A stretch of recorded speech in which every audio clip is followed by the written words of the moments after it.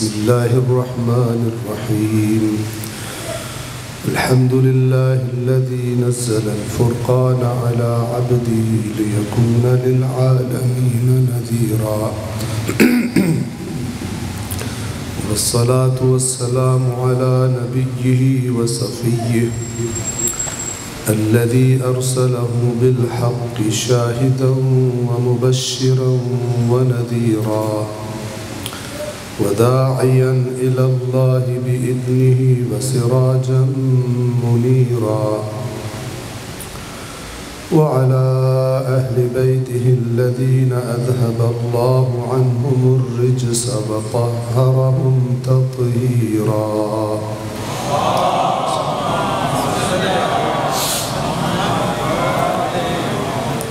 أما بعد فقد قال الله تعالى في القرآن الحكيم وهو أصدق القائلين أعوذ بالله من الشيطان الرجيم بسم الله الرحمن الرحيم قل إنما أنا بشر مثلكم يوحى إلي أنما إلهكم إله واحد فمن كان يرجو لقاء ربه فليعمل عملا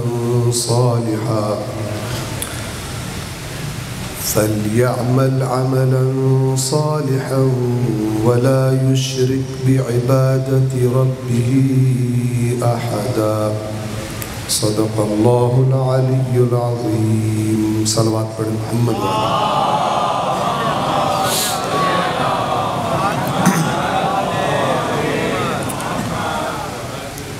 آج آپ کی مومنین کی عزاداران سالار شہداء کی خدمت میں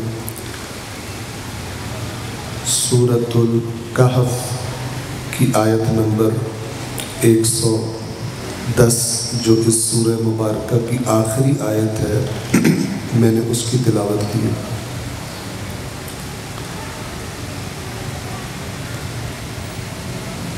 اس آیت کریمہ میں کہ جو انشاءاللہ آپ کے سامنے جتنی میری توفیق ہے اس کی وضاحت کرنے کی کوشش کروں گا،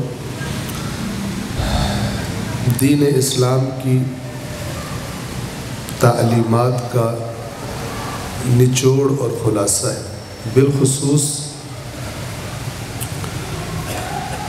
انسان کو اپنی اس دنیاوی زندگی میں اگر اسے یہ امید ہے کہ اس دنیا کے بعد بھی کوئی دنیا ہے تو اسے زندگی کیسے گزارنی چاہیے.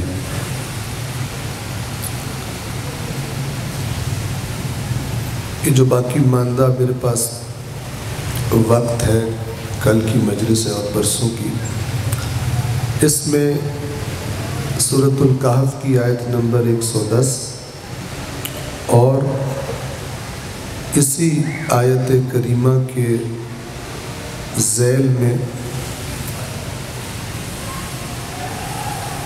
اصول کافی کا ایک حدیث اہل بیت اطہار کے فرامین میں سے ایک فرمان کہ جو مشعل راہ ہونا چاہیے، یعنی اس میں بیان شدہ باتیں مشعل راہ ہونی چاہیے ہر اس شخص کے لیے کہ جو توحید، رسالت اور امامت پر اعتقاد رکھتا ہے. البتہ ظاہر ہے کہ عدل ہو یا قیامت ہو، مراد یہ نہیں ہے کہ یہ 3 ذکر ہوئے ہیں تو وہ 2 نہیں ہیں. پہلے اس آیت کریمہ کے ترجمے پر غور کریں، البتہ ذہنوں میں اپنے تازہ کر لیں کہ امام حسین علیہ السلام نے جو کام کیا، جو قیام کیا، وہ کوئی ایک حادثہ نہیں ہے جس پر صرف غمگین ہونا کافی ہو، بلکہ بقول رہبر معظم انقلاب کے، وہ فرماتے ہیں کہ کربلا حادثہ نہیں ہے بلکہ کربلا ایک پورا ضابطہ حیات ہے، یعنی کربلا ایک پورا نظام فکری ہے۔ کربلا ایک ایسی چیز ہے کہ اس سے انسان پوری زندگی کے لیے، خواہ وہ کہیں بھی رہتا ہو، کسی بھی خطہ زمین پر رہتا ہو، کسی بھی زمانے میں پیدا ہو، وہ اپنے لیے رہنمائی لے سکتا ہے۔ ذہن میں اگر سوال آئے کہ کربلا کچھ اور ہے، اسلام کچھ اور ہے، تو نہیں، کربلا وہی اسلام ہے، لیکن کربلا کا نام کیوں لیا جاتا ہے؟ ڈائریکٹ مثلاً یہ کیوں نہیں کہا جاتا اسلام؟ کربلا کربلا کیوں کی جاتی ہے؟ اس لیے کہ اسلام کے نام پر، حقیقی اسلام کے نام پر بہت سارے اسلام دیکھنے کو ملتے ہیں۔ بہت سارے لوگ یہ دعویٰ کرتے ہوئے نظر آتے ہیں کہ اگر اصل اسلام چاہیے تو ادھر آؤ،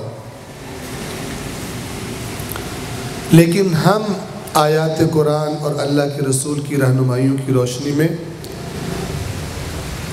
ہم کہتے ہیں کہ سینکڑوں نہیں، ہزاروں نہیں، لاکھوں لوگ کھڑے ہوں اپنی جگہ پر، بڑا ان کو معتبر بھی سمجھا جاتا ہو، اور وہ دعوت دے رہے ہوں کہ ہماری طرف آؤ، ہم اسلام کے نمائندے ہیں، ہم کہیں نہیں جائیں گے، ہم اس طرف جائیں گے جس طرف حسین کھڑے ہوں،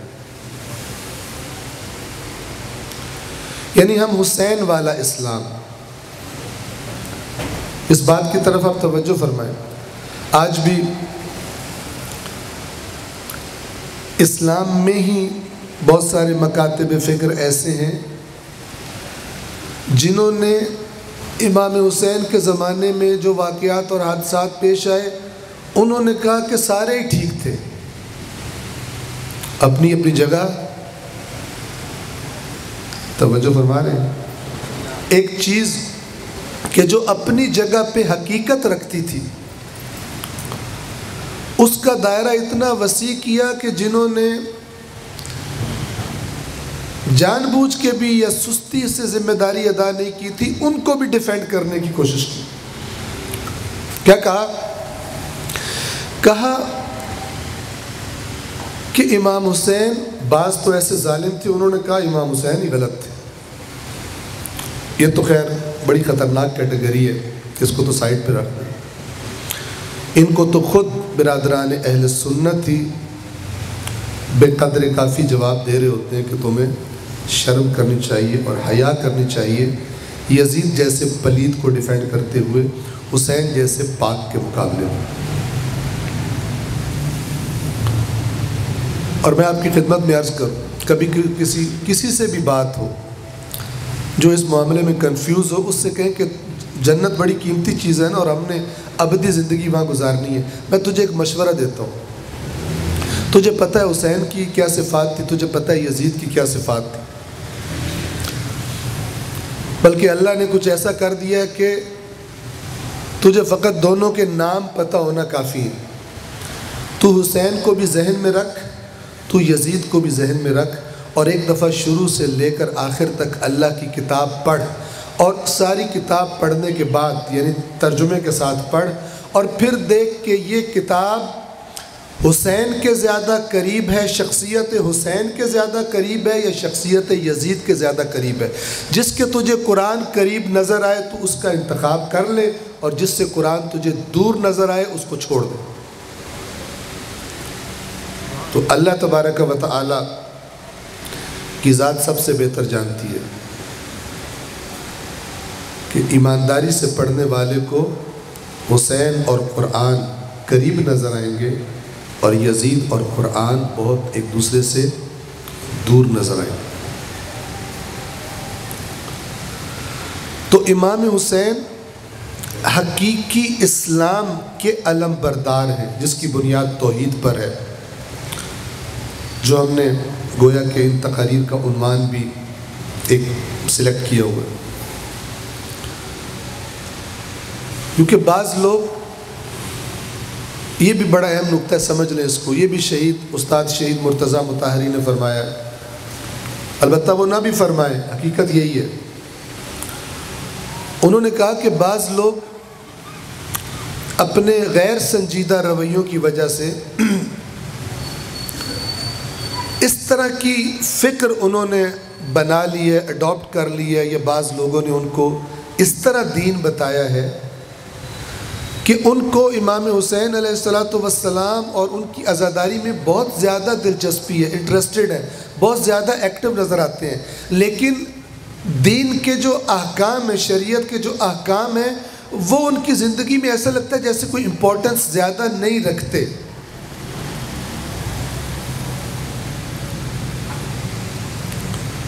اور بعض اوقات ہمیں اپنے معاشرے میں بھی یہ چیز بڑے آرام سے دیکھنے مل جاتی ہے. تو میں بڑے ادب سے اور بڑے خلوص سے عرض کر رہا ہوں کہ دیکھیں، امام حسین رسول اللہ کی لائی ہوئی شریعت کے اندر جو اعمال اور جو عبادات اور جو احکام موجود تھے، جن کے مجموعے کا نام شریعت ہے، امام حسین کے کربلا برپا کرنے کے بعد اس شریعت میں کوئی تبدیلی نہیں آئی. وہ آخری دین اور کامل ترین دین اللہ نے اس کے مکمل ہونے کا اعلان کر دیا اور بتا دیا، اس کے بعد کچھ نہیں ہے. حسین کی تحریک حفاظت دین کے لیے تھی، وہ دین جو اللہ نے رسول اللہ کی زندگی میں مکمل کر دیا تھا. حسین کی قربانی اس کی حفاظت کے لیے تھی، نہ یہ کہ امام حسین کی نسبت سے جو کام کیے جائے ان کو آلٹرنیٹ سمجھ لیا جائے شریعت کے احکام پر عمل کا. میں آپ کو مثال دوں تاکہ آپ کو سمجھ میں آ جائے بات. بعض اوقات بعض دوست ایسے ہوتے ہیں کہ مثلا ان سے کہا جائے، یعنی یہ لوگ آ کر بتاتے ہیں، کئی لوگوں نے ہم سے کہا ہے اس لیے آپ کی خدمت میں عرض کر رہے ہیں، اور نہ بھی کہیں تو ہم جانتے ہیں اسی معاشرے کا حصہ ہے. مثلا ایک دوست دوسرے سے جا کہتا ہے کہ ماشاءاللہ تم اتنے اچھے مولا کے عزادار ہو لیکن تم نماز نہیں پڑھتے. تو کیا جواب دیتا ہے؟ کہتا ہے میری نماز یہی ہے. یہ کس نے کہا ہے؟ کس نے بتایا اس کو؟ حالانکہ وہ دیکھ رہے ہیں کہ امام حسین علیہ السلام جہاد روک کر نماز ادا کر رہے ہیں، اپنے ساتھیوں کی شہادتوں کے لیے آمادہ ہیں، اس نماز کے دفاع میں تک یہ نماز قائم ہو، اس کے لیے امام حسین آمادہ ہے کہ ساتھی شہید ہو جائیں، لیکن نماز ترک ہو جائے اس کے لیے آمادہ نہیں ہے.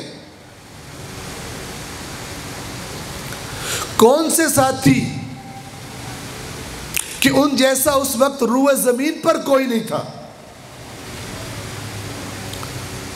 ایک دفعہ اپنی ایک سپیچ میں مولانا طارق جمیل صاحب یہ فرما رہے تھے کہ اگر کہیں نماز کی چھٹی ہوتی، جائز ہوتی نماز نہ پڑھنی، تو وہ کربلا کے میدان میں ہوتی امام حسین کے ساتھیوں کے لیے. اتنے شدید حالات تھے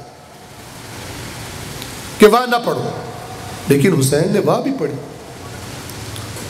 تو اس کا رزلٹ تو یہ ہونا چاہیے تھا کہ ساری دنیا نماز ترک کر لیتی، خود کو حسینی کہنے والا کبھی نماز ترک نہ کرتا. ہونا یہ چاہیے تھا. لیکن ابلیس نے اپنے ہتھ کنڈوں سے ٹارگٹ کیا ہے عزاداری کو، اور امام حسین سے خلوص سے محبت کرنے والے بعض لوگوں کو اس نے انحراف کی طرف دھکیلنے کی کوشش کی ہے کہ امام حسین کی عقیدت میں وہ سمجھے کہ یوں کرنا اس کا آلٹرنیٹ ہے. لہٰذا شہید مرتضیٰ مطہری فرماتے ہیں، اگر کوئی انسان، اگر کوئی مسلمان، اگر کوئی شخص یہ اعتقاد رکھتا ہو، توجہ سے سنیے گا، اگر کوئی انسان، کوئی مومن، کوئی جو بھی نام رکھ لے، یہ اعتقاد رکھتا ہو کہ دو چیزیں، دو آپشنز ہیں، یا یہ. کیا مطلب؟ مثلا وہ یہ سوچے، انہوں نے بڑا سمپل کر کے سادہ لفظوں میں بیان فرمایا. انہوں نے کہا اگر کسی شخص کا اعتقاد یہ ہو کہ نماز ہے، روزہ ہے، حج ہے، زکوٰۃ ہے، مثلا خمس ہے، یہ امر بالمعروف ہے، نہی عن المنکر ہے، یہ ساری چیزیں، یہ سارا مجموعہ یہ ہے، یہ کرنے سے، یہ والے کام کرنے سے اللہ تبارک و تعالی راضی ہوتا ہے۔ لیکن ایک اور بھی سیٹ اپ ہے، اور وہ ہے مجلس، وہ ہے رونا، وہ ہے ماتم۔ یہ کرنے سے امام حسین راضی ہوتے ہیں، اہل بیت راضی ہوتی ہیں، جناب سیدہ راضی ہوتی ہیں۔ توجہ فرما رہے ہیں؟ اور وہ یہ سمجھے کہ اگر میں وہ نہ کروں جسے شریعت کہتے ہیں، جو میں نے پہلا بیان کیا، نماز، روزہ، حج، زکوٰۃ، یہ واجبات، اگر میں وہ نہ بھی کروں لیکن میں یہ کروں، خدا کو راضی نہ کروں لیکن اہل بیت کو راضی کر لوں، تو قیامت کے دن اللہ تبارک و تعالی جب میرا حساب لینے لگے گا تو یہ ہستیاں کہیں گی کہ اگرچہ یہ وہ نہیں کرتا تھا لیکن یہ ہمارے والے کام تو کرتا تھا، لہٰذا اے پروردگار تو اسے بخش دے، اور اللہ تبارک و تعالیٰ کو اہل بیت راضی کر لیں گے۔ تو شہید فرماتے ہیں کہ یہ ایک دین کا نہیں، یہ دو دینوں کا قائل ہے، یہ دو نظاموں کا قائل ہے۔ اس شخص کو ہو سکتا ہے پتہ نہ ہو، لیکن در حقیقت یہ موحد نہیں ہے، توحید پرست نہیں ہے، ایک نظام پرست نہیں ہے، بلکہ یہ مشرک ہے۔ سب سے خطرناک ڈگری۔ کیوں؟ اسے کس انحراف کا شکار کر دیا گیا ہے؟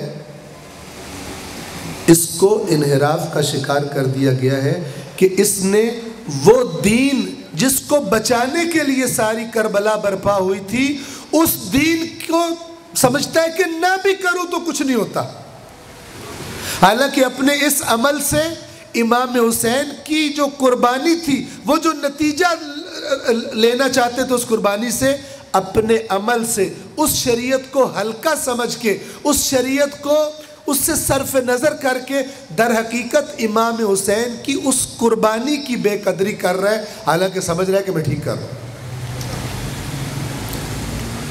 لہذا ہم سب کو متوجہ ہونا چاہیے، اور وہ لوگ کہ جو اس طرح کے افکار کا شکار ہیں، حکمت سے، محبت سے، دوستانہ انداز میں متوجہ کرنے کی کوشش کرنی چاہیے۔ اور یہ سارے انحرافات، ان کی جو بنیاد اور جڑ ہے وہ ہمارا حدیث ثقلین پہ عمل نہ کرنا، اس میں ہماری اکثریت مبتلا ہے، اور بھاری اکثریت مبتلا ہے، اور وہ اللہ کی کتاب کو نہ پڑھنا ہے۔ آگے بڑھتے ہیں۔ ابھی تک میں جس آیت پہ آپ کے سامنے بات کر رہا تھا وہ ہم نے تقریباً کافی حد تک چیزیں بیان کر دی تھی کہ ایمان والوں سے کہا جا رہا ہے تقویٰ اپنے اندر رکھو، اس کے بعد ہر وہ وسیلہ تلاش کرو جس سے قرب الہی حاصل کر سکو، اصل ہدف قرب الہی ہے، اور جب وسیلہ ڈھونڈ لو پھر محنت کرو، کوشش کرو، کامیاب ہو جاؤ۔ یہ آیت کریمہ جو میں نے آپ کے سامنے پڑھی، توجہ فرمائے، اس میں کیا فرمایا جا رہا ہے؟ کہ میں نے کہا نچوڑ ہے۔ کئی آیات اور روایات ایسی ہوتی ہے کہ جن میں کوئی ایک خاص بات بیان کی جا رہی ہوتی ہے، کوئی ایک جزوی حکم بیان کیا جا رہا ہوتا ہے، لیکن بعض آیات اور بعض روایات ایسی ہوتی ہیں کہ جن کو اگر انسان سمجھ لے اسے دین کا نچوڑ سمجھ آ جاتا ہے، اسے دین کی روح، دین کا لب لباب، دین چاہتا کیا ہے وہ سمجھ آ جاتا ہے۔ اور یہ آیت انہی میں سے ایک آیت ہے، سورۃ الکہف کی آیت نمبر 110، توجہ سے سنیں۔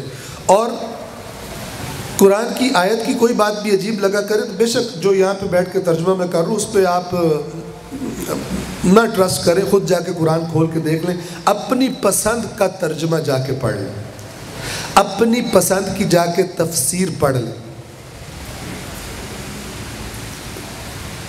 وہ جو فرما رہے ہیں، لیکن میں آپ کو بتا دوں، شاید آپ کو میری بات عجیب سی لگے، سب تفسیروں پر خود قرآن بھاری ہے، کیونکہ یہ کلام اس کا کلام ہے جس کا کوئی مقابلہ نہیں کر سکتا، نہ علم میں، نہ بیان میں، کسی چیز میں کوئی خالق کا مقابلہ نہیں کر سکتا۔ صرف ہمارا اعتماد اٹھا دیا گیا ہے قرآن پر سے، تبھی تو نہیں پڑھتے، دلچسپی نہیں لیتے۔ ایک اشارہ کر دوں آپ کو، جو فرامین ہے اہل بیت اطہار کے قرآن کے بارے میں وہ عجیب ہے، اور یاد رکھیں، میں آپ ہم سب، ہم میں سے کوئی ایک بھی ایسا نہیں ہے جس سے قیامت کے دن اللہ قرآن کے بارے میں سوال نہ کرے، تجھے قرآن دیا تھا، تو بتا تو نے کیا رویہ رکھا تھا. کوئی ایک بھی ایسا نہیں. اور وہ جنہوں نے رابطہ نہیں رکھا قرآن کے ساتھ، ان کے بارے میں قرآن نے خود بتایا ہوا ہے کہ رسول اللہ ان کی طرف اشارہ کر کے خالق سے کہیں گے، یہ جو میری قوم، میری امت پروردگار آئی کھڑی ہے تیرے سامنے، انہوں نے تیرے قرآن سے خود کو دور ہی رکھا ہوا تھا. بہرحال یہ داستان خیر لمبی بھی ہے اور دردناک بھی ہے. قرآن کی داستان بھی ایک ہدایت کی کتاب ہونے کے عنوان سے اگر دیکھا جائے تو جو قرآن کے ساتھ رویہ رکھا ہے مسلمانوں نے، شیعوں نے بھی، اہل سنت نے بھی، 19-20 کا فرق ہوگا. جو قرآن کے ساتھ رویہ رکھا ہے تو قرآن پر بھی جو ظلم کیا ہے وہ ظلم اہل بیت سے کم نہیں ہے. ایک کتاب کے ساتھ جو ظلم کیا جا سکتا ہے، آپ مجھے بتائیں دنیا کی اور کون سی کتاب ہے جو قرآن کے علاوہ جس کو بغیر سمجھے پڑھنے کا رواج زیادہ ہو بنسبت سمجھ کے پڑھنے؟ کون سی کتاب ہے؟ نام بتائیے کون سی کتاب ہے جس کو بغیر سمجھے پڑھتے ہیں، یا لکھنے والے نے اس لیے لکھی ہو کہ اس کو سمجھا نہ جائے؟ کون سی کتاب ہے؟ صرف ایک یہی مظلوم کتاب ہے. اگرچہ اس کو دیکھنا بھی ثواب ہے، اس کے متن کو،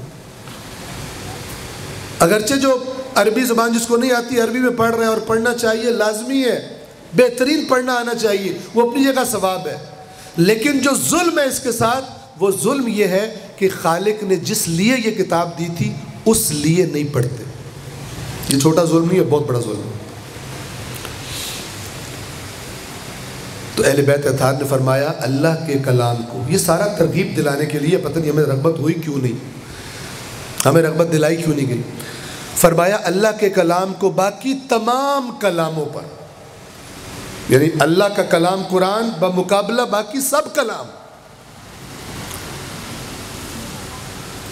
اللہ کے کلام کو باقی تمام کلاموں پر وہی برتری حاصل ہے جو اللہ کو تمام مخلوقات پر حاصل ہے. اور کیسے بتائیں؟ پھر بھی زمین جنبت نہ جنبت گل محمد، زمین ہل جائے گی، گل محمد صاحب نہیں ہلیں گے اپنی جگہ سے، وہ نہیں پڑھیں گے قرآن.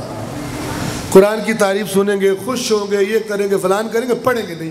پتہ نہیں کیا جادو کر کے بندش کر دی گئی ہے قرآن کے بارے میں. ویسے قرآن سے جادو کے توڑ نکالے ہوتے ہیں، لیکن ابلیس نے جو جادو کیا اس امت پہ قرآن نہ پڑھنے والا، اس کا توڑ کوئی نہیں کر سکتا. میں آپ کو اپنے الفاظ میں بتاؤں میں کیا کہا کرتا ہوں. میں کہتا ہوں کہ ابلیس نے یہ کہا انسانوں سے، مسلمانوں سے، شیعوں سنیوں دونوں سے، دیکھو بھائیوں، بہرحال تمہاری وجہ سے ہی مجھے نکالا گیا تھا، میں تو وہاں رہ رہا تھا، تمہیں اللہ نے بنایا، تمہارے ابا کو، اور تمہاری وجہ سے بہرحال مجھے دھتکار دیا گیا، کچھ تو میرا حق بنتا ہے تمہاری گردن پہ. تو تمہیں اللہ نے قرآن دیا ہے، اب قرآن کی بات کر رہا ہوں، تمہیں اللہ نے قرآن دیا ہے تو تمہارا جو دل ہے کرو، ثواب لو، اچھے طریقے سے چھپواؤ قرآن کو، زعفران سے لکھو، عرق گلاب سے لکھو، سیدھا پڑھو، الٹا پڑھو، حفظ کرو، اس کو قراتیں کرو، سب کرو جو تمہاری روایات میں ہے نا. ایک میرے بھائیوں میرا کام نہ کرنا، میرا دل ٹوٹ جائے گا. ایک کام تو میری خاطر نہ کرو. کیا کام نہ کرے؟ بس اس سے ہدایت مت لینا، اس کو سمجھ کے مت پڑھنا، میرا دل ٹوٹ جائے گا. تو میں تمہیں کہہ رہا ہوں سب کچھ کرو، اس سے روز صورتوں کی تلاوت کرو، سب کچھ کرو جو تمہاری حدیثوں میں ہے، سب کرنا، بس ایک کام نہ کرنا. اتنا تو حق ہے نا، تمہاری وجہ سے میں جنت سے نکالا گیا ہوں، اللہ نے مجھے دھتکار دیا، مجھ پہ لعنت کر دی ہے، تو رحم دل لوگوں کچھ تو مجھ پہ رحم کرو. یہ بات مان لی گئی. اس کی سارا کچھ کریں گے قرآن سے، تویز کریں گے، پتہ نہیں کیا کیا کریں گے، نہیں کریں گے کہیں شیطان کا دل نہ ٹوٹ جائے کہ لوگ انسان بیٹھ کے قرآن سے ہدایت لے رہے ہوں، اس کے دل کا اتنا خیال ہے کہ رسول اللہ کا دل توڑ دیا، اس کے دل کا اتنا خیال ہے کہ اہل بیت کا دل توڑ دیا قرآن مجید سے کر کے. آپ کو پتہ ہے، آپ نے روایت سنی ہوگی، ہر کس معصوم نے نہیں ترغیب دی؟ بنت رسول اللہ جناب فاطمہ الزہرا سلام اللہ علیہا،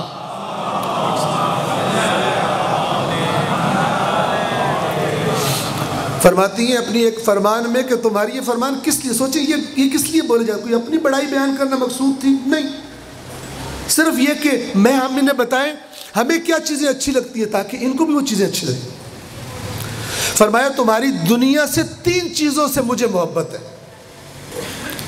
البتہ یہ نہیں ہے کہ اور چیزیں نہیں تھی، توجہ فرما رہے ہیں، لیکن 3 چیزیں ایسی ہیں کہ جن سے زہرا کو محبت ہے۔ ایک صلوات پڑھیں محمد و آل محمد۔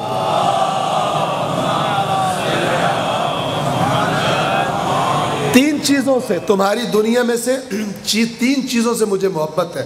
پہلا نام لیا، فرمایا تلاوت و کتاب اللہ، اللہ کا قرآن پڑھنے سے مجھے محبت ہے۔ کس لیے بتا رہی ہیں؟ اب بی بی زہرا کی نسبت سے ہم کیا کیا کام کرتے ہیں؟ ہم نیازیں دیتے ہیں، ہم فلان کرتے ہیں، یہ کرتے ہیں، قرآن نہیں پڑھتے۔ کہتے ہیں ہم یوں کریں گے بی بی کا قلب ہم سے راضی ہوگا، قرآن پڑھنے سے راضی نہیں ہوگا بی بی کا قلب، جو وہ انہوں نے خود بتایا۔ کہہ رہی ہے یعنی نومینیٹ کر رہی ہے اس پوری دنیا سے تلاوت و کتاب اللہ، اللہ کی کتاب کا پڑھنا، اس سے مجھے محبت ہے۔ والنظر الی وجہ رسول اللہ، رسول اللہ کے چہرے کی زیارت سے، والانفاق فی سبیل اللہ، اور اللہ نے جو مجھے دیا اسے خدا کے راستے میں خرچ کرنے سے محبت ہے۔ یہ کس لیے بتا رہی ہیں؟ اپنی بڑائی بیان کری نہیں، چاہ رہی ہے کہ جن کو ہم سے محبت ہوگی تو پھر وہ ان چیزوں سے بھی محبت ان کے دلوں میں پیدا ہو جائے۔ ایک صلوات پڑھیں محمد والے۔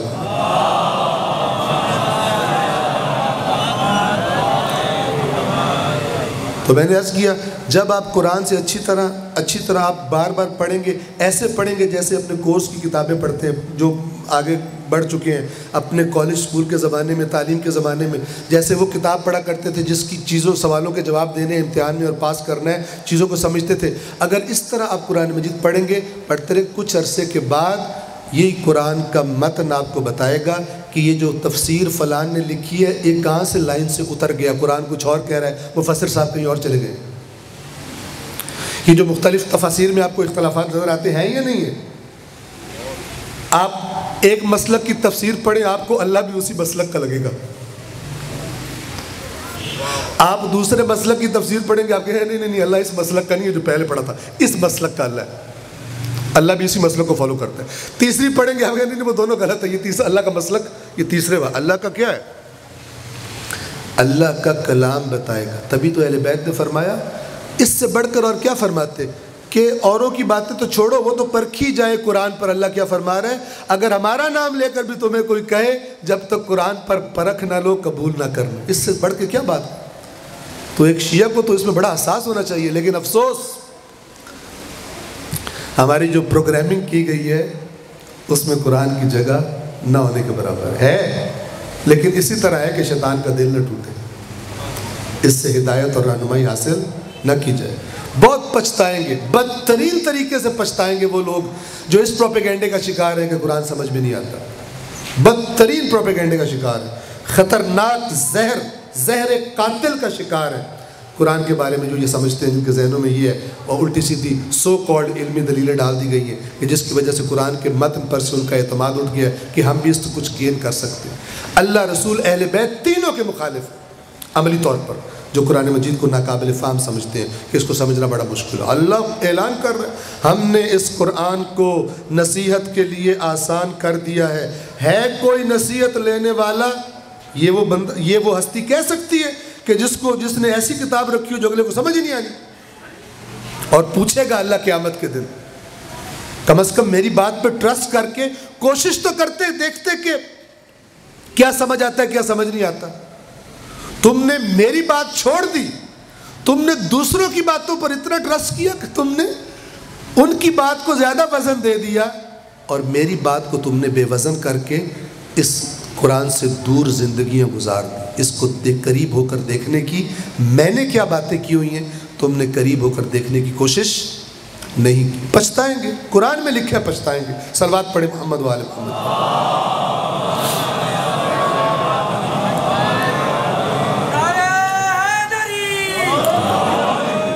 اب سنیں،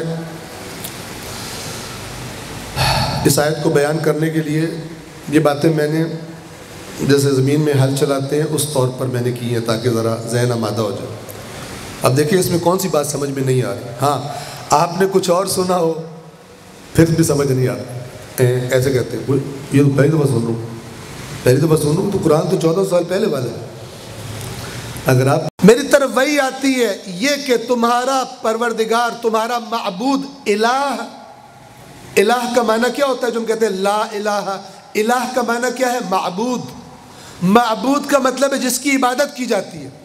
فرمایا کہ میری طرف وہی آتی ہے، مجھے اللہ کی طرف سے یہ پیغام بھیجا جا رہا ہے کہ الہکم، تمہارا معبود، الہ واحد، ایک ہے، کسی اور کو اس درجے پہ نہ بٹھا دینا کہ کہو اس کی بھی عبادت ہو سکتی۔ جو بھی عبادت کرو وہ کس کے لیے ہوگی؟ اللہ کے لیے۔ یہ بنیاد، یہ بنیاد رکھ دی۔ اب اگلا سٹیپ، فَمَنْ كَانَ يَرْجُو لِقَاءَ رَبِّهِ، میں نے کہا یہ نچوڑ ہے۔ فَمَنْ كَانَ يَرْجُو، تو جس کو بھی امید ہو، کس چیز کی امید ہو؟ جسے بھی امید ہے، جسے بھی امید ہو، کس چیز کی امید؟ لقاء ربہ، اپنے رب سے ملاقات کی۔ بس وہ بندے باہر نکل گئے جن کو امید ہی کوئی نہیں، ٹھیک ہے؟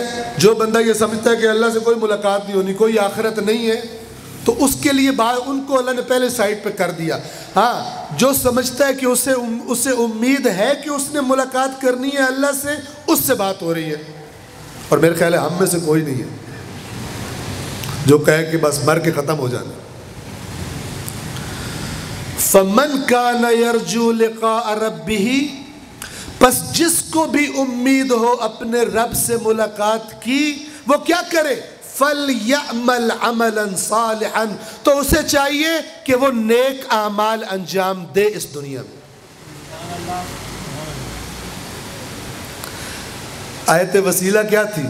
اے ایمان والو تقوی اختیار کرو، اللہ کا تقوی اختیار کرو، اور اس سے قرب کے وسیلے تلاش کرو، اور پھر کوششیں کرو۔ وہ کوششیں کیا ہیں؟ فَلْيَعْمَلْ عَمَلًا صَالِحًا، جس کو بھی اللہ سے ملاقات کی امید ہے تو پھر اس ملاقات کو اچھا بنانے کے لیے کیا کرے؟ فَلْيَعْمَلْ عَمَلًا صَالِحًا، اسے چاہیے کہ عمل صالح انجام۔ نہ سمجھ میں آنے والی بات ہے کوئی؟ نہ سمجھ میں آنا دو طرح کا ہوتا ہے عزیزان۔ ایک نہ سمجھ میں آنا ہوتا ہے واقعاً سمجھ میں نہ آ رہی ہو بات، اور ایک سمجھ میں نہ آنا ہوتا ہے جب بندے کا سمجھنے کا دل نہ کر رہا ہو۔ سمجھ آ رہی ہوتی ہے لیکن کہتا ہے سمجھ نہیں آیا۔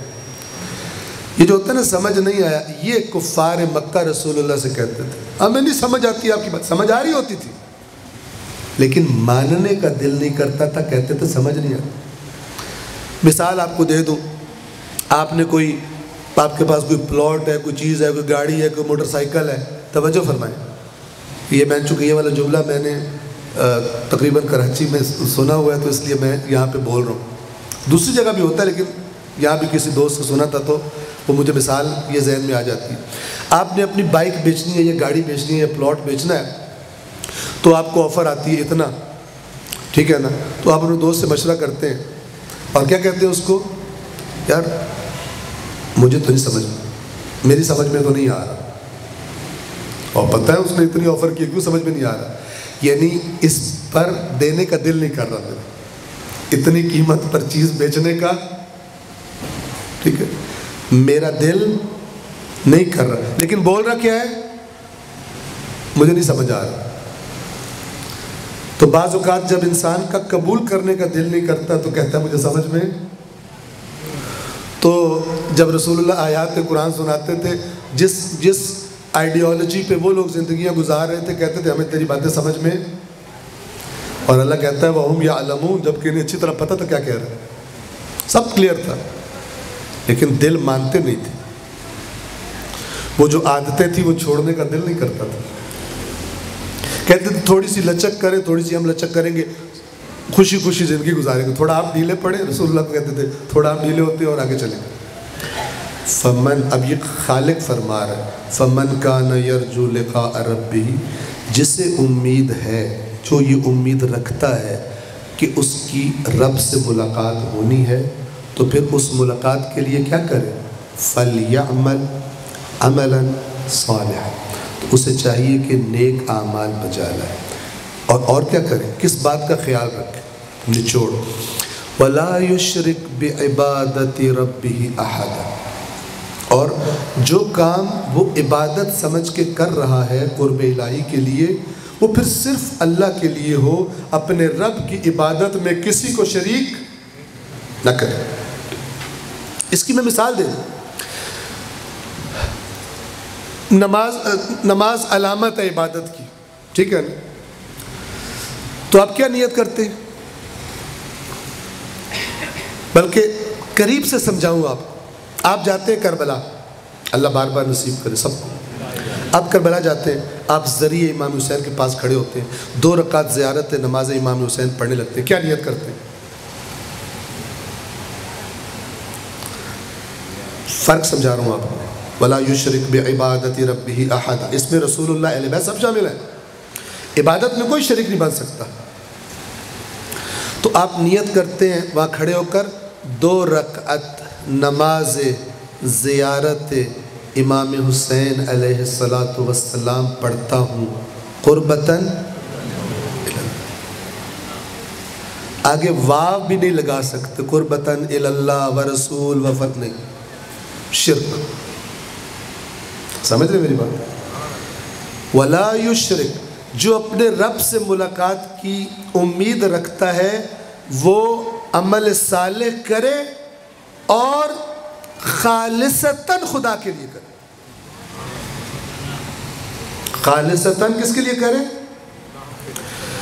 جس کو عبادت کہہ رہا ہے پھر عبادت کے لائق سوائے اللہ کی اور کوئی، یعنی درجہ معبود پر سوائے خدا کے اور کوئی نہیں بیٹھ سکتا اس کے ساتھ۔ کہ انسان کہے میں اللہ کی بھی عبادت کر رہا ہوں اور کسی کی بھی عبادت کر رہا۔ جو بھی ہم کام کریں عبادت سمجھ کر ہمیں کم از کم اس کی طرف توجہ ضرور ہونی چاہیے کہ ہمارے اندر اس کے بارے میں کیا تصور ہے۔ مبادا، یہ میں اس لیے تاکید سے کہہ رہا ہوں کہ بعض میں نے ایسے جملے سنے ہیں کہ جو میرا یہاں پہ بیان کرنے کا جی بھی نہیں چاہ رہا، توجہ فرما رہے ہیں؟ ایسے بعض اوقات لوگ ٹریک سے اتر جاتے ہیں اور پھر دلوں میں عشق اور محبت پروردگار وہ بھی بہت چھوٹی ہو کے رہ جاتی، وہ رغبت بھی بہت، تبھی تو پھر اللہ کے جو یہ احکامات ہیں ان پہ عمل کرنے کا بھی زیادہ دل نہیں کرتا۔ ایک صلوات پڑھ دیں محمد والے۔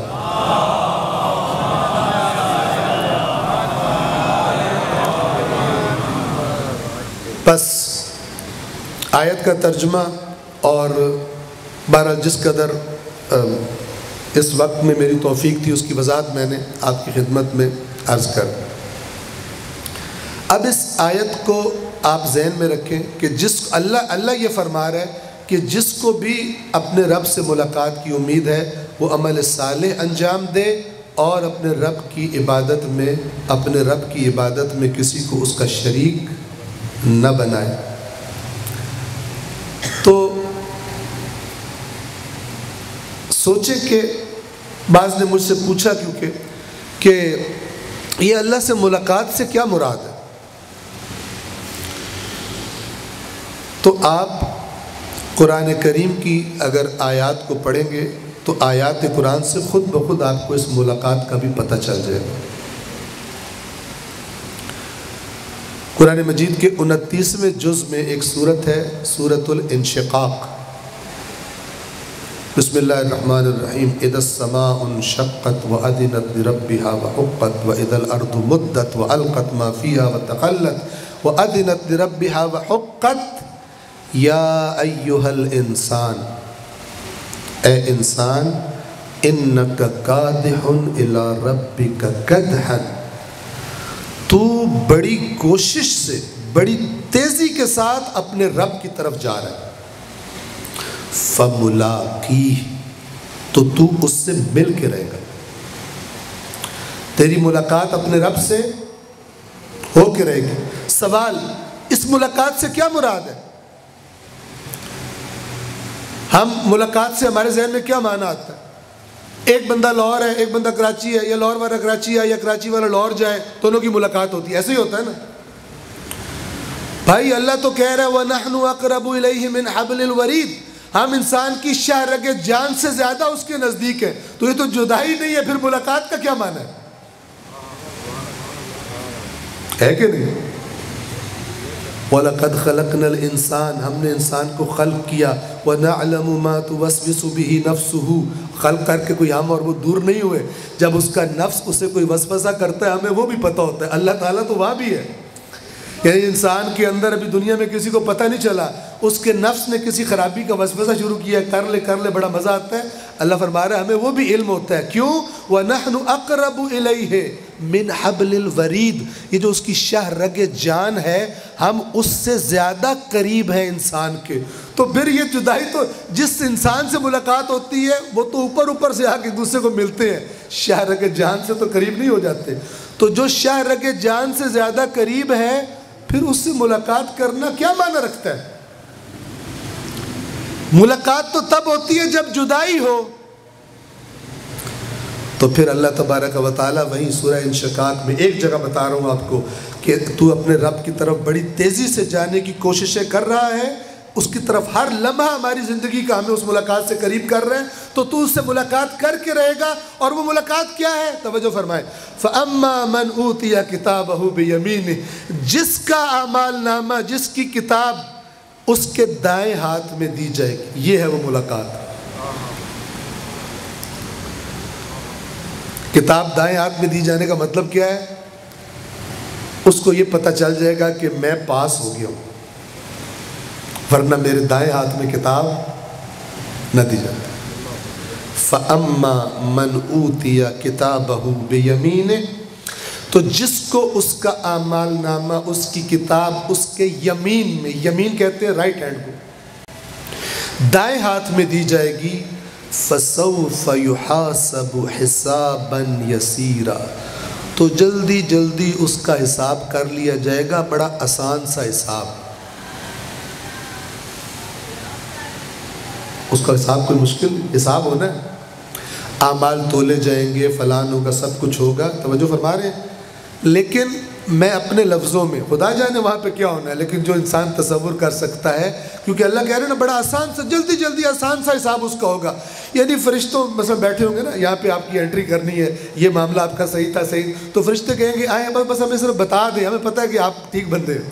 کوئی سختی وقتی نہیں کریں، جلدی جلدی انٹریاں کر کے اس کو. وہ جو فرما رہے ہیں فَسَوْفَ يُحَاسَبُ حِسَابًا يَسِيرًا وَيَنْقَلِبُ إِلَىٰ أَهْلِهِ مَسْرُورًا، اور وہ پھر اپنے اہل کی طرف خوش خوش واپس جائے. جیسے کسی کے بہت اچھے نمبر آئے ہوں نا، تو جیسے رزلٹ نہ ہو تو سب سے پہلے دل کرتا ہے اپنے امی ابو کو بتاؤں، بھائی بہنوں کو بتاؤں، اپنے دوستوں کو جو میری خوشی سے جن کو خوشی ہوگی، سب سے پہلے بھاگتا ہے ان کی طرف کہ میرا رزلٹ اتنا اچھا ہے. اور جس کو پتہ ہو کہ میں نے پیپر میں کیا کرتوت کیے ہیں، تو وہ بعض اوقات ہو سکتا ہے رات کو دعائیں مانگ رہا ہوں کہ میں جاؤں گا مولا کی زیارت کو، یا اللہ بورڈ کے دفتر میں آگ لگ جائے. ٹھیک ہے، میں 6 دفعہ زیارتیں کروں گا، منت ہے میری، آج رات بورڈ کے دفتر میں آگ لگ جائے. جیسے ہمارے کرپٹ سیاستدان بعض اوقات اپنا ریکارڈ جلا دیتے ہیں، یہ بھی کہہ رہا ہے میرا ریکارڈ بھی جل جائے. یہ بھی قرآن نے بتایا. سورہ حاقہ میں فرمایا وَأَمَّا مَنْ أُوتِيَ كِتَابَهُ بِشِمَالِهِ، جس کو اس کی کتاب بائیں ہاتھ میں دی جائے گی. فَيَقُولُ يَا لَيْتَنِي لَمْ أُوتَ كِتَابِيَهْ، اس کا ترجمہ بامحاورہ یہ ہے کہ یا اللہ کاش بورڈ کے دفتر کو آگ لگ گئی ہوتی، ٹھیک ہے، جل گئی ہوتی ہر چیز، اور مجھے یہ کتاب نہ پکڑائی جاتی، مجھے یہ کتاب نہ پکڑائی جاتی. وَلَمْ أَدْرِ مَا حِسَابِيَهْ، اب مجھے پتہ ہی نہ ہوتا حساب کتاب کس چڑیا کا نام. ما اغنا عنی مالیہ، میرا مال میرے کسی کام نہیں آیا، تھا میرے پاس آج مجھے کسی کام نہیں آیا. حلق عنی سلطانیہ، میری بڑی بڑی میں دلیلیں دیتا تھا، لوگوں کو گما دیتا تھا. عدالت میں میں قاتل کو مجرم ہو، جو قاتل ہے اس کو بے گناہ اور بے گناہ کو قتل ثابت کر کے قاتل لٹکوا دیتا تھا۔ حلق عنی سلطانیہ، آج میری کوئی دلیلیں، میری چکر بازیاں میرے کام نہیں آ رہی۔ اللہ تعالیٰ نے اتنے کلیئر جو ہے نا، وہ جسے کہتے ہیں نا، ہم اشتہار دکھائے ہوئے، ٹریلر دکھائے ہوئے کہ کیا کیا ہونے والا ہے، کس مزاج کے، کن اعمال کے لوگوں کے ساتھ کیا ہونے والا ہے۔ اس لیے تو شیطان نے ریکویسٹ کی کہ یار یہ مت پڑھنا، میں تمہیں اور لالی پاپ بہت دوں گا، اس کو مت پڑھنا ورنہ تمہیں پھر ٹینشن ہو جائے گی یار، تو اسے مت پڑھو، ٹینشن فری پیکج تمہیں دیتا ہوں، یہاں بھی موجے وہاں بھی موجے۔ اور اس نے ہر مسلک والوں سے کہا تم ہی جنت میں جاؤ گے، باقی جہنم والے۔ یہ شیطان نے کہا ہوا سب، توجہ فرما رہے ہیں، سب کو لالی پاپ دیے ہوئے، جس سے پوچھیں گے کہیں گے باقی سارے جنمی ہم جنتی ہیں۔ کیوں کہہ رہا ہوں لالی پاپ؟ کسی کے ذہن میں سوال آئے کہ ائمہ نے فرمایا کہ ہمارے شیعہ جنت میں جائیں گے، ائمہ نے برحق فرمایا ہے، لیکن آپ کو آدھی بات ذہن میں ہے۔ ائمہ نے فرمایا شیعہ جنت میں جائیں گے، انہوں نے بتایا بھی ہے ہمارے شیعوں کے کام کیسے ہوتے ہیں، ان کی صفات کیسی ہوتی ہیں۔ ہمیں آدھا پیس کاٹ کر ادھر رکھ دیا پردے کے پیچھے، باقی آدھا پیس بتایا ہے کہ ہر کوئی سمجھ رہا ہے، کیونکہ میں شیعہ خود کو کہتا ہوں یہ میرے لیے فرمان ہے سارے۔ یہ دھوکہ ہے، یہ دھوکہ ہے۔ اللہ تبارک و تعالیٰ نے فرمایا اے ایمان والو، کہا نا کہ مومن جنت میں جائے گا، ساتھ ہی کہا اے ایمان والو۔ اتنا خوبصورت ہے قرآن مجید، آپ یقین کریں بڑی محرومی ہے اس سے آشنا نہ ہونا۔ آپ جتنے مانوس ہوں گے نا اتنا کھل کے آپ سے بات کرے گا۔ دیکھیں قرآن مجید کی باتیں کیسی ہیں۔ یا ایہا الذین آمنوا، اے ایمان والو، لا تأکلوا الربا، سود مت کھاؤ، اضعافا مضاعفا، بڑا بڑا بڑا بڑا کے سود کھاتے ہو، سود در سود کھاتے ہو، بند کرو اس کو۔ واتقوا اللہ لعلکم تفلحون، ڈرو اللہ سے تاکہ کامیاب۔ سنتے جائیں، پھر فرمایا واتقوا النار، اس آگ سے بچو۔ یہ جو میں کہہ رہا ہوں اللہ سے بچو، یعنی آگ سے بچو جو اللہ نے رکھی ہوئی ہے سود خوروں کے لیے۔ لیکن اینڈ آیت کا عجیب الفاظ بھی کہ شروع کہاں سے ہوئی تھی بات؟ خطاب کن سے تھا؟ یا ایہا الذین آمنوا یا کفروا؟ آمنوا، اے وہ لوگوں جو ایمان لائے ہو، بڑا چڑھا کے سود مت کھایا کرو۔ واتقوا اللہ لعلکم تفلحون، اللہ کا تقوی اختیار کرو اس معاملے میں تاکہ تم کامیاب ہو۔ واتقوا النار التی، اس آگ سے بچو جو تیار کی گئی ہے کن کے لیے؟ للکافرین، جو میں نے کافروں کے لیے تیار کی ہے۔ اگر سود خوری سے باز نہیں آؤگے، ہو تو تم یا ایھا الذین آمنو، لیکن اینڈ تمہارا جا کے کافروں کے ساتھ ہوگا۔ آپ سمجھیں اینڈ کہاں ہوگا؟ کیونکہ اللہ تعالیٰ کام دیکھتا ہے، دعوے نہیں دیکھتا۔ اب کوئی اللہ سے کہے، جیسے بعض دفعہ بعض مہربان مجھے کہتے ہیں آپ مومنین جو کافروں کے بارے میں آئے تھے آپ مومنین پہ فٹ کر رہے ہوتے ہیں۔ بھائی میں مومنین کو ہوشیار کر رہا ہوں، یہ تھوڑی کہہ رہا ہوں کہ آپ ہیں وہ، میں کہہ رہا ہوں کہ اللہ کہہ رہے کہ ایسا نہ بنو، تو بعض کو لگتا ہے کہ ہمیں کہہ رہے کہ تم ہو۔ اب کوئی مومن یہاں پہ اٹھے کہ یا اللہ ہمیں ایمان والے کہہ کے اور پھر اینڈ میں کافر بنا دیا ہمیں آپ نے، تو اللہ کیا کہے گا؟ وہ بھائی تیرے میں عقل ہے؟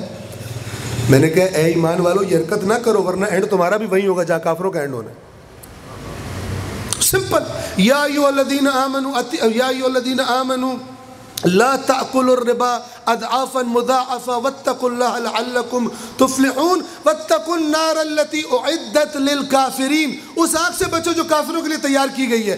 تم بچو، یعنی تم بھی وہاں جا سکتے ہو، یہ مت سمجھو ہم تو ایمان والے ہو گئے، ہمیں اللہ کہہ رہا تھا اے ایمان والو ہم تو پکے جنتی ہیں، نہ، یہ حرکت کرو کہ تم بھی وہیں جا سکتے ہو جہاں پوچھو میں نے کس کے لیے تیار کی ہے؟ کافروں کے۔ تو یا اللہ پھر ہم کیسے جائیں گے جنت میں؟ وَأَطِيعُوا اللَّهَ وَالرَّسُولَ لَعَلَّكُمْ تُرْحَمُونَ، اور اللہ اور اس کے رسول کی اطاعت کرو تاکہ تم پہ رحم کیا جائے۔ کتنا سمپل ہے۔ اور ائمہ اہل بیت نے فرمایا یہ جو اللہ کی باتیں ہیں نا، ہمارے نام پہ تمہیں کوئی اور آ کر بات کرنے لگے، پہلے دیکھ لینا ہمارے خالق نے کیا معیار بتائے اپنی کتاب میں، ہم ان کے خلاف بات نہیں کرتے کہ ہماری پارٹی والے آ جائیں، ان کے لیے ہم نے اور سیٹنگ بنائی ہوئی ہے، کوئی اور شارٹ کٹ بنائی ہوئی ہے، باقی کریں گے تو جہنم میں جائیں گے، یہ والے کریں گے تو یہ چونکہ ہمارے نعرے مارتے لہذا نہیں جائیں گے۔ یہ بہت بڑا دھوکہ ہے جس کو ابلیس نے باقی قوموں کے ساتھ بھی کیا تھا، ابھی بھی سب کے ساتھ کیا ہوا ہے۔ جو اس دھوکے میں آئے گا اس کی بنیادی وجہ یہ ہے کہ اللہ کی کتاب سے دور ہے۔ صلوات پڑھے محمد و آل محمد۔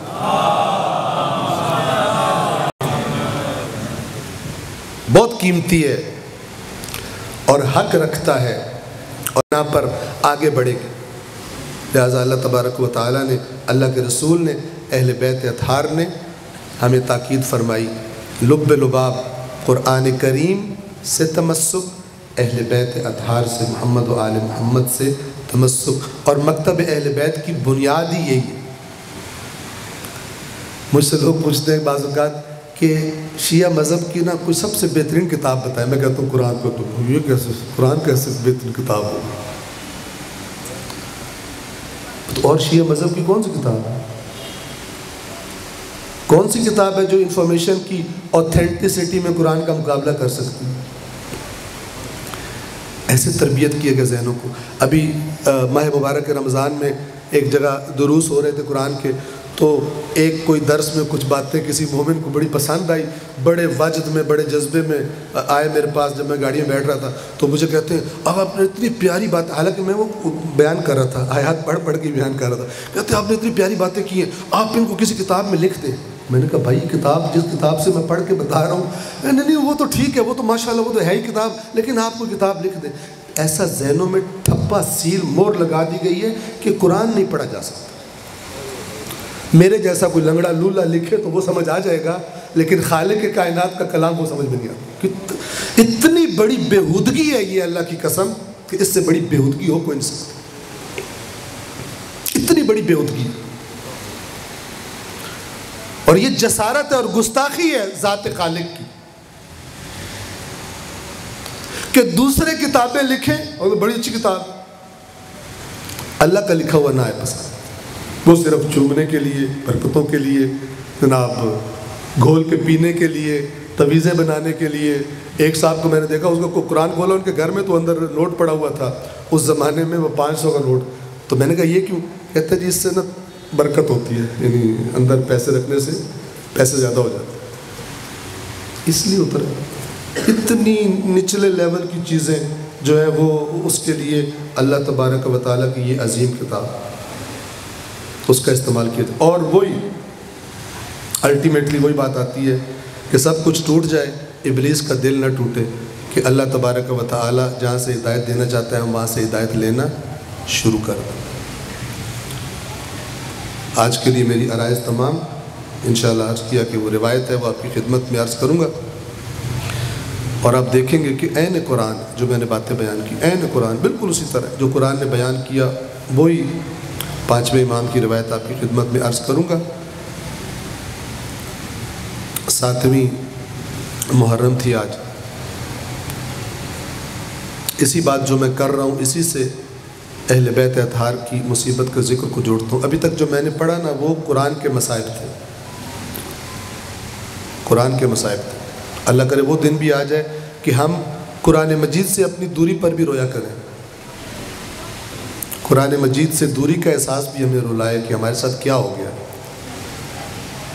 ہم کیوں ایسے ہیں، جبکہ ہمیں ہمارے اللہ نے، ہمارے رسول نے، ہمارے ائمہ نے، جناب سیدہ نے، سب نے ہمیں تاکید کی ہے۔ صرف ایک کتاب کا نام ہے ان کی فرامین میں اور وہ قرآن ہے، اور ہم اس کے بھی نزدیک نہیں ہیں، ہمیں کیا ہو گیا، اس پر بھی روئے ہم۔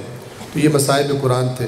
آپ دیکھیے ستم گری، اللہ کے رسول نے 2 چیزیں چھوڑی تھی، جب تک اہل بیت موجود تھے لوگوں کے درمیان ان کی بھی بے قدری کی گئی، ان کے ساتھ بھی وہ تمسک نہ کیا گیا، ان کو بھی زندگیوں میں انسانوں نے وہ مقام نہ دیا جو ان کو دیا جانا چاہیے تھا۔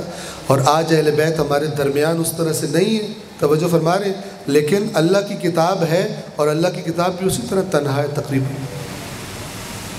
یعنی جو قرآن چاہتا ہے اس اعتبار سے اس سے رابطہ رکھنے والے کم ہیں۔ تو یہ بھی ایک بڑا عجیب و غریب معاملہ ہے قرآن کے ساتھ بھی اور اہل بیت اطہار کے ساتھ۔ آج ذکر کروں گا اس شہزادے کا کہ جس شہزادے کو اذن جہاد اذن قتال دیتے وقت امام حسین نے بہت دیر لگائی۔ اپنے بچے علی اکبر کو اذن جہاد دینے میں امام حسین نے دیر نہیں لگا، حسرت سے دیکھتے رہے علی اکبر کو، لیکن اذن جہاد فوراً دے دیا۔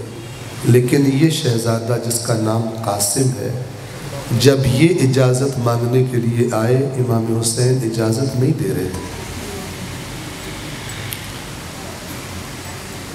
مقاتل میں جو جملے لکھے گئے ہیں کہ شہزادہ قاسم اجازت لینے کے لیے آئے میدان میں، امام حسین کے پاس آئے میدان میں جانے کی اجازت لینے کے لیے، تو کچھ بولا نہیں، اپنے چچا کے پاس آ کر ہاتھ چومنے شروع کر دیے، امام حسین کے ہاتھوں کے بوسے دینے شروع کر دیے، امام کی پیشانی کے روتے بھی جاتے ہیں، بوسے بھی لیتے جاتے ہیں۔ امام حسین سمجھ گئے قاسم کیا کہنا چاہتا ہے،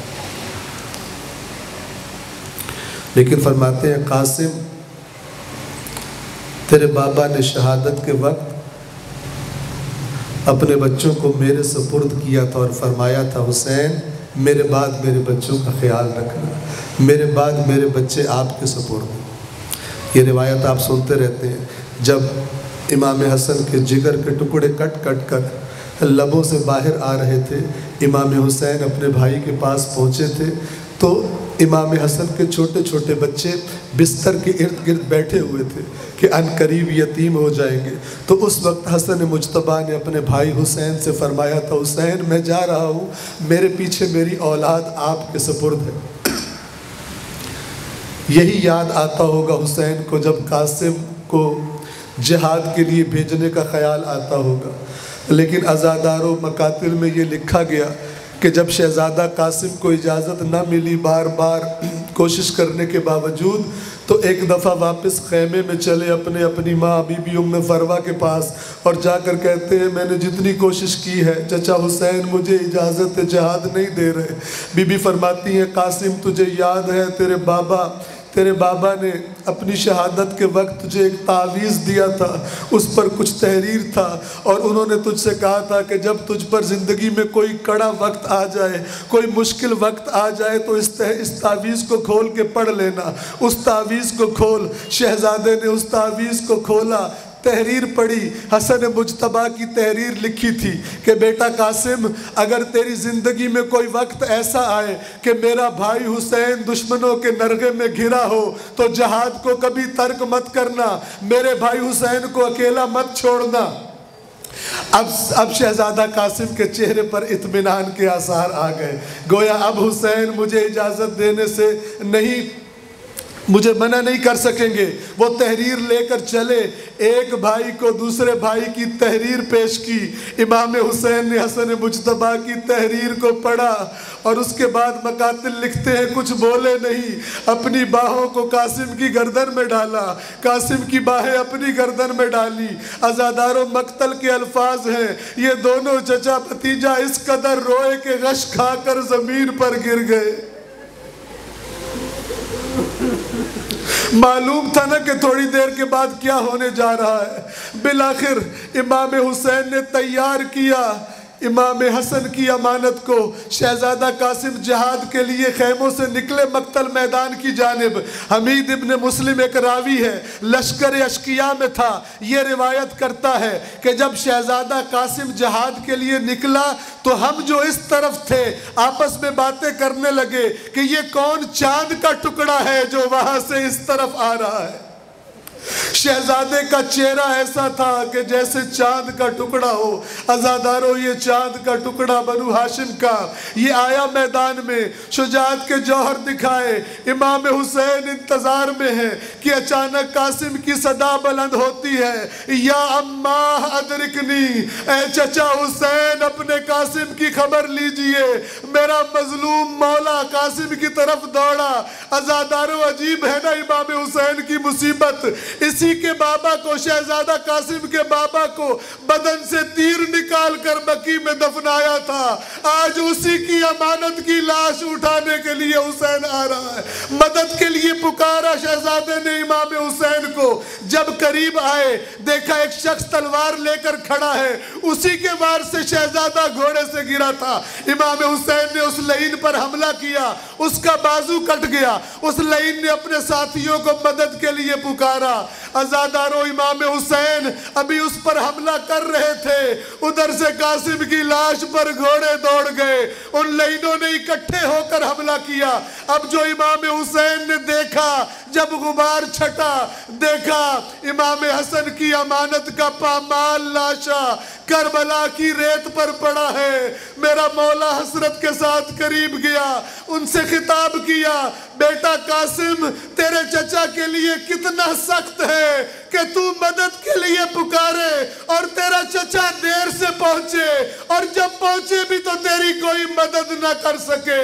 خدا جانتا ہے یا مظلوم کربلا جانتا ہے کس طرح قاسم کے پامال لاشے کو اکٹھا کیا اور لے کر خیموں کی طرف چلے۔ بی بی ام فرما اپنی امانت کو لے لیجئے، میں قاسم کو میدان کربلا سے واپس لایا ہوں۔ الا لعنت اللہ علی القوم الظالمین وسيعلم الذين ظلموا أي منقلب ينقلبون۔